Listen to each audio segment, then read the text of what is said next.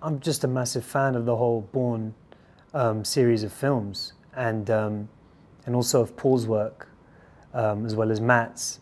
I mean, just the people involved. I mean, everything really. I remember the first time I saw one of the Bourne movies, I just felt like I'd never seen such an intelligent action movie, and also shot in such a kind of refreshingly immersive way. Paul bringing his kind of documentary sensibility to this very intricately, constructed action storyline that was also really intelligent and cool. I mean, I was just a massive fan. So when the opportunity arose, I just jumped at the opportunity, to be honest. I think what's really fascinating is just how contemporary this film feels. It just seems that it's kind of very much in touch with the current zeitgeist in the security community, and how so much of our security conversation is centered around data now, and the internet and technology.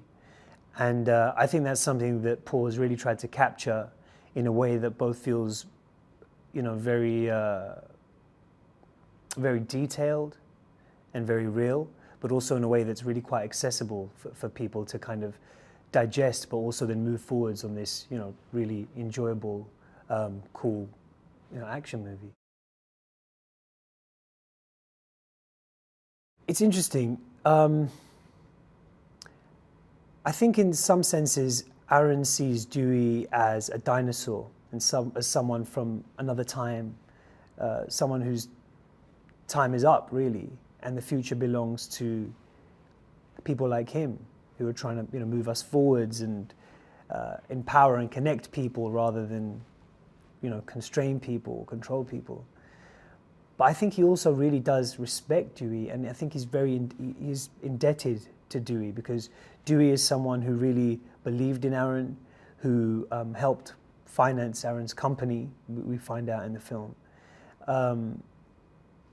And so I think that there's quite a complex relationship. It's almost like a father-son relationship, like an estranged father-son, where there's a kind of grudging respect, and there's a kind of an instinctive deference to this guy who's a very powerful, commanding figure, as Dewey is and as Tommy Lee Jones is.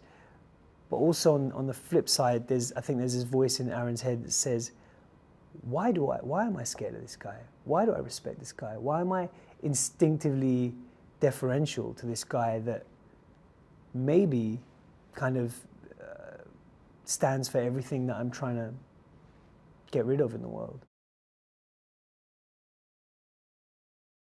Whenever you're doing a film, the tone is set at the top. The tone is set by, the lead actor and the director, really.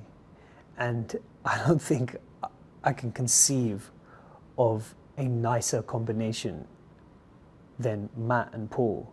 They're just both the most genuinely, I'm not just saying this because it's EPK, and anyone will tell you this that you ask, they're just the most down-to-earth, like socially generous, interested, engaged, sweet dudes.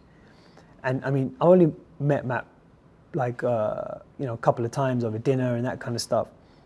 But Paul, who I've spent more time with, I mean, just such a sweet guy, You just want to give him a hug. He's, and I think that energy just relaxes people. So it's not just about kind of, someone who's like very pleasant when you're not working. It informs the work. Between takes, he's relaxed, he's playful, he kind of brings a lightness to the work, which means that you're able to do the same. Just very encouraging, very positive. The other day we were seeing lots of pedestrians on the strip just lined up watching the filming that we're doing. And I just kind of, just for a bit of fun, I was just going up to people going, what are they filming? Do you know what they're filming? And people, without fail, were so excited. They were saying, they're filming a new Bourne movie with Matt Damon.